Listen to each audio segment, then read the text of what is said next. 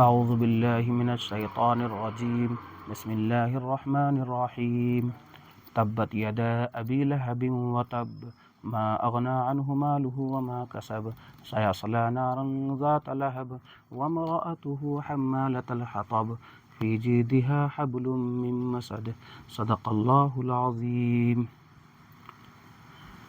بزرگان محترم، برادران عزیز، اللہ تبارک و تعالیٰ نے سورہ لہب کو نازل فرمایا۔ اس کا شان نزول یہ ہے کہ نبی کریم صلی اللہ علیہ وسلم پر جب یہ وحی نازل ہوئی، وَأَنذِرْ عَشِيرَتَكَ الْأَقْرَبِينَ اور فَاصْدَعْ بِمَا تُؤْمَرُ، کہ اپنے قریبی رشتہ داروں کو ڈراؤ، اور جو بات اے نبی جس چیز کی تمہیں حکم دیا جا رہا ہے علی الاعلان، اس کو بتا دو۔ آپ صلی اللہ علیہ وسلم اپنے فرسٹ پبلک وارننگ کے لیے ماؤنٹین صفا پر چڑھ گئے اور آواز لگائی، اے بنو ہاشم، اے قریش کے لوگوں، سب جمع ہوئے، اور فرمایا کیا میں تمہیں بتاؤں کہ اس پہاڑی کے پیچھے ایک لشکر ہے جو تم پر حملہ آور ہونا چاہتی ہے، کیا تم مجھ پر یقین کرو گے؟ سبوں نے بیک زبان فرمایا کہ کیوں نہ یقین کریں، آپ امین ہیں، صادق ہیں، پھر آپ اونچے چوٹی پر ہیں، دونوں سائڈ آپ کو نظر بھی آ رہی ہے، آپ نے کبھی جھوٹ نہیں بولا، آپ سچے ہیں۔ آپ صلی اللہ علیہ وسلم نے کہا کفر و شرک کو چھوڑ دو، آئیڈل ورشپنگ پیگانزم کو پریکٹس مت کرو، وننس آف اللہ المائٹی پر یقین رکھو۔ آپ صلی اللہ علیہ وسلم نے واہ صباحا کی آواز لگائی تھی، کیونکہ کمیونیکیشن کا اس دور میں ایک مینز تھا جس کو آپ صلی اللہ علیہ وسلم نے بھی اختیار فرمایا۔ اسی کراؤڈ میں ابو لہب بھی تھا۔ ابو لہب نے انٹرپٹ کرتے ہوئے کہا تبا لک یا محمد الہذا جمعتنا تبا لک سائر الیوم، اے محمد تم پر ہلاکت و بربادی، کیا صرف اسی وجہ سے ہم سب کو یہاں اکٹھا کیا؟ ہر دن کی سائر الیوم، ہر دن کی تمہیں ہلاکت و بربادی ہو، تباہی ہو۔ اس کے جواب میں اللہ تبارک و تعالیٰ نے اس سورت کو نازل فرمایا۔ اللہ تعالیٰ کو اتنا جلال آیا ابو لہب کے عمل سے۔ ابو لہب کا اوریجنل نام عبد العزیٰ ہے، پولیتھسٹک نام ہے، اور قرآن کریم میں اس کا مینشن ہونا مناسب نہیں تھا، اس لیے اللہ تبارک و تعالیٰ نے ابو لہب کے نام سے ایڈریس فرمایا ہے۔ اللہ کے رسول صلی اللہ علیہ وسلم کے بہت سارے اینیمیز اور ڈس بلیورس تھے، ابو جہل، عتبہ، ربیعہ، شیبہ، ولید بن مغیرہ۔ کسی کو بھی بائی نیم اللہ تبارک و تعالیٰ نے ایڈریس کسی آیت یا کسی صورت میں نہیں فرمایا ہے، لیکن ابو لہب کی تباہی و بربادی اور اس کے جہنمی ہونے کا اللہ تبارک و تعالیٰ نے بائی نیم اس صورت کے اندر ڈکلیریشن دے دیا ہے، پریڈکشن دے دیا ہے، اور بدترین ہسبینڈ وائف ام جمیل اور ابو لہب کے کنڈم میں پوری صورت کو نازل فرمایا۔ ابو لہب ہاشم کا پوتا، خواجہ عبد المطلب کا سن، حضرت عبداللہ کا برادر، اور امام الانبیاء کا حقیقی چچا تھا۔ ابو لہب کی بیوی ام جمیل یہ امیہ کی پوتی، حرب کی بیٹی، ڈاٹر، اور ابو سفیان کی سسٹر تھی، حسب و نسب میں چوٹی کے دونوں ہسبینڈ وائف۔ بنو ہاشم بنو امیہ برابر دونوں کی کمپٹیشن بھی رہتی تھی، اور دونوں نہایت ہی خوبصورت۔ ابو لہب بالکل انگارے جیسا اس کا چہرہ، بہت ہی حسین و جمیل، بہت خوبرو، خوبصورت۔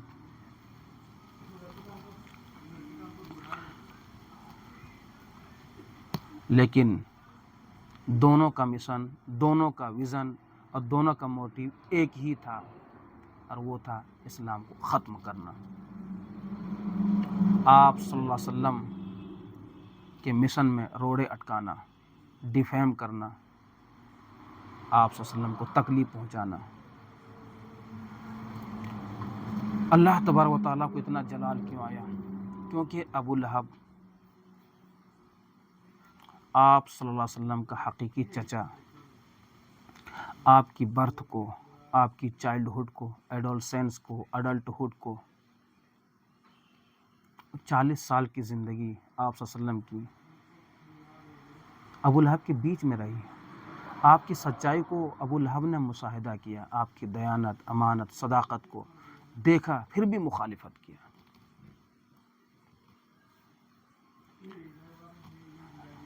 نہ اس کے اندر شرافت ہے، نہ مروت ہے، نہ قرابت داری ہے، اور نہ ہی ہمسائیگی ہے۔ ہمسایہ بھی، پڑوسی بھی تھا، کوئی لحاظ نہیں، اتنا بیڈ کریکٹر کے۔ اس لیے اللہ تبارک و تعالیٰ نے اس کے کنڈیم اور اس کے جہنمی اور تباہی و بربادی ہونے کا ڈکلیریشن دے دیا ہے اس صورت میں۔ قرآن کریم کا اعجاز دیکھیں اور اس کا میریکلس یہ کہ سورہ لہب نازل ہوا، اس کے بعد ابو لہب 8-10 سال تک اس کی زندگی رہی، زندہ رہا وہ۔ غزوہ بدر کے بعد اس کی موت ہوئی، بہت دردناک موت ہوئی ہے۔ لیکن بہت سارے جو پہلے آپ صلی اللہ علیہ وسلم کے اینیمی تھے، ڈس بلیور تھے، دائر اسلام میں آئے، بڑے بڑے صحابی بھی ہوئے، لیکن اس بدبخت کو توفیق نہیں ہوئی، اس کو اسلام کی اور کنورٹ ہونے کی اس بدبخت کو توفیق نہیں ہوئی، ایمان کی توفیق نہیں ہوئی، کفر و شرک میں ہی اس کی موت ہوئی، اپولیتھسٹ ہی یہ بدبخت مرا۔ اتنا بیڈ کریکٹر کا تھا کہ یہ قاسم کے دادا تھا۔ آپ صلی اللہ علیہ وسلم کے صاحبزادے قاسم کی جب موت ہوئی تو یہ ابو لہب دوڑتا ہوا قریش کے سرداروں کے پاس گیا اور یہ گڈ نیوز سنایا اس کا کہ ایک اچھی خبر ہے، سنو کہ محمد نعوذ باللہ وہ ابتر ہو گئے، اب وہ وداؤٹ ڈسینڈنٹ کے رہ جائیں گے، اس کا مشن ختم، اس کا نام و نشان آگے بڑھانے والا کوئی نہیں رہے گا۔ اور جشن منایا اس نے، جبکہ یہ دادا لگے گا۔ یہ کوئی دشمن کا بچہ بھی مر جائے تو آدمی کو غم ہوتا ہے، تکلیف ہوتی ہے، کوئی خوشی نہیں مناتا ہے۔ اتنا بیڈ کریکٹر کا تھا، کوئی خیر نہیں، کوئی بھلائی نہیں۔ سارے پیگنس اور ڈس بلیورس ایک جیسے نہیں تھے، کچھ بہت اچھے تھے، جیسے مطعم بن عدی اور ابو طالب، دونوں نے آپ صلی اللہ علیہ وسلم کو ساتھ دیا تھا۔ شعیب ابی طالب میں جب آپ صلی اللہ علیہ وسلم کو اور بنو ہاشم کو سوشل بائیکاٹ کیا گیا تھا تو ابو طالب نے آخر دم تک ساتھ دیا تھا، شرافت تھی، قرابت داری کا لحاظ اور دکھایا، بہت کوآپریٹ کیا، بہت سپورٹ کی۔ آپ صلی اللہ علیہ وسلم پر احسان کیا ابو طالب نے، اور پوری امت پر ابو طالب کا احسان ہے۔ ایمان کی توفیق نہیں ہوئی، کفر و شرک میں ہی اس کی ڈیتھ ہوئی، لیکن وہ ہم سب کے لیے محسن ہے۔ مطعم بن عدی جب آپ صلی اللہ علیہ وسلم کو کل کرنے کی ایک وارننگ جاری ہوا تھا دارالندوا سے، ہر شخص کے ہاتھ میں لائسنس تھا آپ صلی اللہ علیہ وسلم کو قتل کرنے کی، ایسے سچویشن میں مطعم بن عدی نے پروٹیکشن دیا تھا، اپنے پروٹیکشن میں رکھا آپ صلی اللہ علیہ وسلم کو، لیکن کفر و شرک میں ہی اس کی موت ہوئی۔ بہت اخلاق مند اور بہترین کیٹیگری کے۔ اگر یہ دونوں مسلمان ہوتے تو کیا ہوتا ہے؟ مطعم بن عدی اور خواجہ ابو طالب اگر یہ ایمان لے آتے تو حضرت ابوبکر صدیق رضی اللہ تعالیٰ عنہ اور حضرت عثمان غنی رضی اللہ تعالیٰ عنہ کے لیول کے یہ مسلمان ہوتے ہیں، صحابی رسول ہوتے ہیں، اگر ایمان کی توفیق ہوتی تو۔ ابو جہل، عتبہ بزدل نہیں تھا، بخیل نہیں تھا، شجاعت تھی، بہادری تھی، جنروسٹی بھی تھی اس کے اندر، لیکن خاندانی عصبیت اور تعصب میں ہمارا دین، ہمارا کلچر، ہمارے آباء و اجداد، اور اس پر باطل دین پر وہ آخر تک ڈٹا رہا، ڈنکے کی چوٹ میں مخالفت کی اور بدر کی لڑائی میں گردنیں کٹوا دی۔ ابو جہل اور عتبہ اگر یہ مسلمان ہوتے تو حضرت عمر بن خطاب رضی اللہ تعالیٰ عنہ اور حضرت حمزہ رضی اللہ تعالیٰ عنہ کے ٹکر کے اور اس کے لیبل کے یہ مسلمان ہوتے ہیں، کیونکہ بزدلی نہیں تھی، شجاعت بہادری تھی اس کے اندر، اور جنروسٹی تھی، بخیل نہیں تھا۔ ولید بن مغیرہ جس کا نیچر ایڈجسٹمنٹ کرنے کی تھی، مداہنت کرنے کی، بخیل تھا، بزدل تھا، اگر یہ مسلمان ہوتا تو کیا ہوتا؟ یہ منافق ہوتا ہے، یہ عبداللہ بن ابی کی کیٹیگری کا ہوتا ہے یہ۔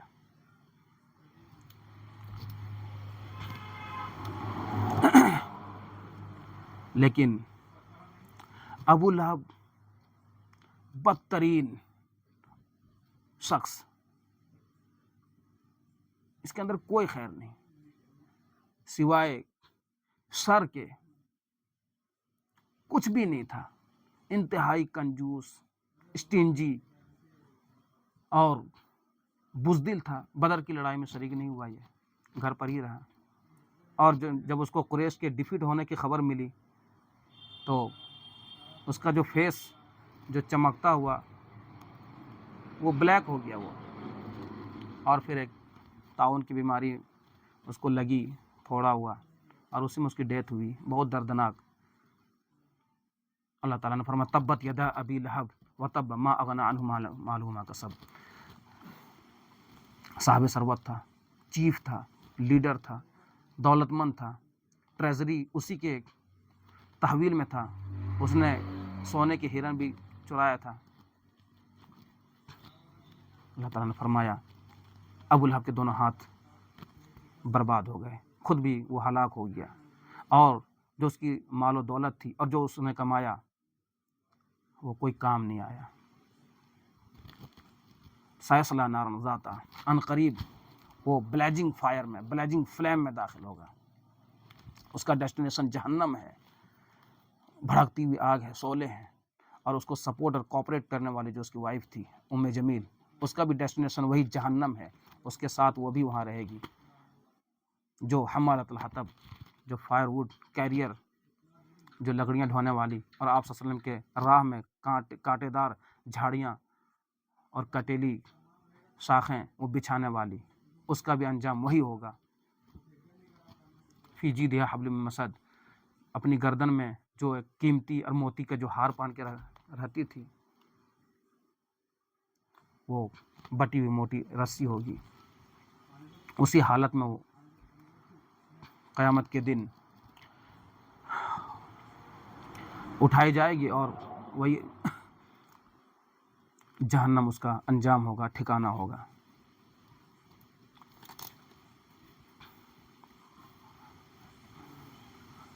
حسین و جمیل ہونا، اچھے حسب و نسب کا ہونا، یہ خود کی کریکٹر کی کوئی بات نہیں، یہ تو گیون ہے،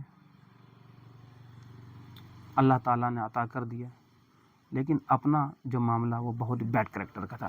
قرآن کریم میں کچھ ہسبینڈ وائف کے تعلق سے کچھ ہمیں ڈیٹیلز جو ملتا ہے سورہ تحریم میں، کہ بدترین بیوی بہترین شوہر کے پاس، حضرت نوح علیہ السلام کی بیوی اور حضرت لوط علیہ السلام کی بیوی، قرآن کریم میں کانتا تحت عبدین من عبادنا صالحین فخانتاہما، دونوں ہمارے صالح بندے تھے، نوح علیہ السلام اور لوط علیہ السلام، دونوں کی بیوی، تو بدترین بیوی بہترین شوہر کے پاس۔ اسی طرح قرآن کریم میں فرمایا اذ قالت رب ابن لی عندک بیتا فی الجنۃ ونجنی من فرعون وعملہ ونجنی من القوم الظالمین، بہترین بیوی بدترین شوہر کے پاس، حضرت آسیہ فرعون کے پاس، اور بہترین خاتون، بہترین گھرانے میں پرورش، نور علی نور، حضرت مریم علیہ السلام، اور ان کی پرورش ایک نبی پیغمبر زکریا علیہ السلام کی گود میں ہوئی ہے۔